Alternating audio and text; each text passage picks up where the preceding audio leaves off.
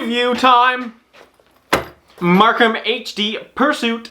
And if you guys are thinking about buying this, stick around to the end. I'm gonna tell you two reasons I absolutely do not like about this thing. Unbiased opinion, stick around.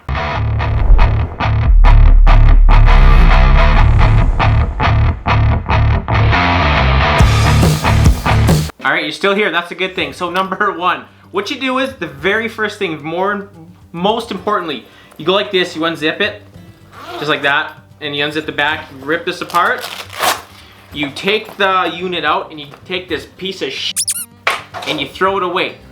Because if you are spending close to $800 on a camera, and they give you that canvas little case, if you drop it once, you're probably gonna break it.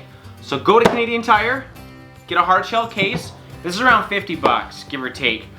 And it's got foam on the inside. It's weatherproof, sealed, waterproof, everything. I mean, it doesn't matter that it's waterproof, but it's padded. So this is what we're gonna do. I'm gonna bring the camera closer. We're gonna go over everything in detail, every single options.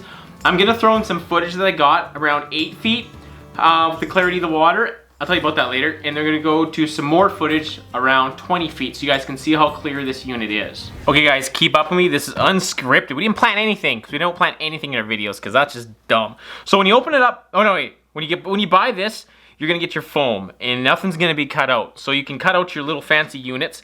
We'll go over everything as I take it out then. So this is the power adapter.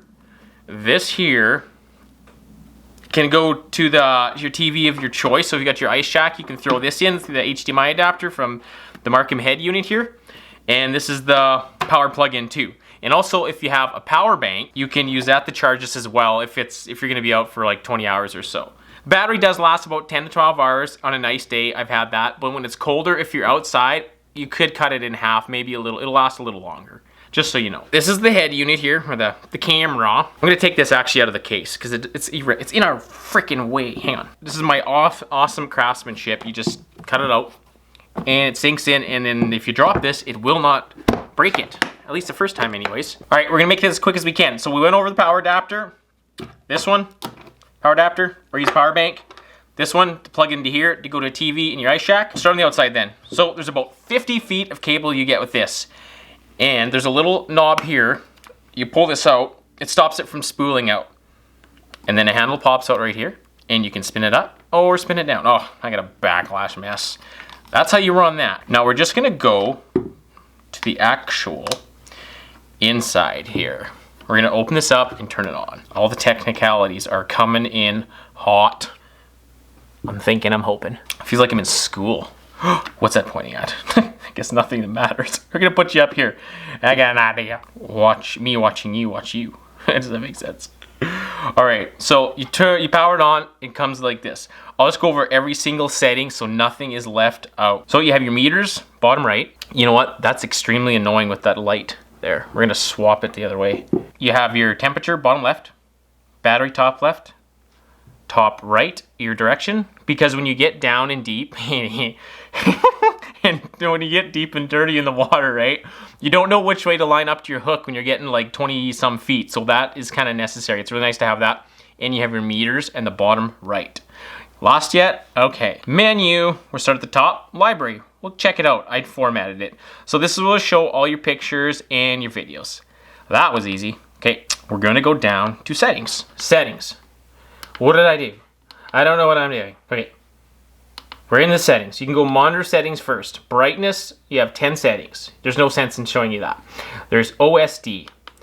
And what, I do not remember what that stands for. It's on-screen display, that's it. Nailed it. So that's all the stuff I just went over on the outside for the temperature and the depths.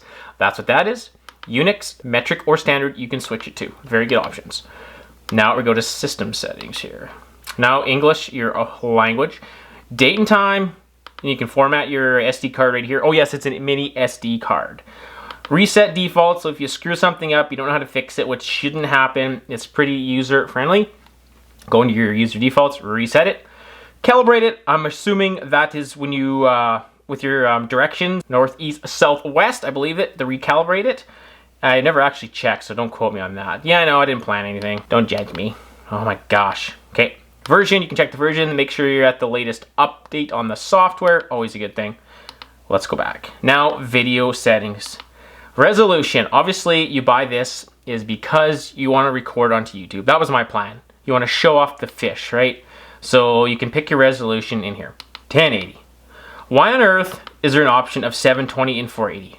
480 is like frickin' 1900s, early 1800s. So we don't want to touch that, just delete that. That's weird.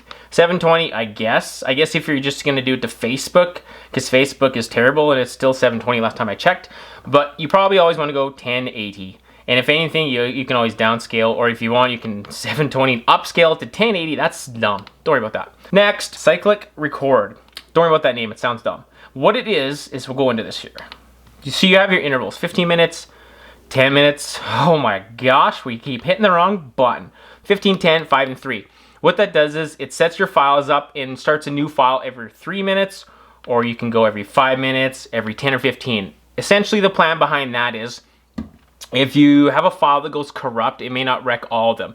So if one goes corrupt in 15 minutes, you may lose that big whopping fish. So you can just set your intervals what you want to set them at. I always set mine at 15, and I'm going to tell you why at the end. This is the reason I absolutely hate one thing about this thing.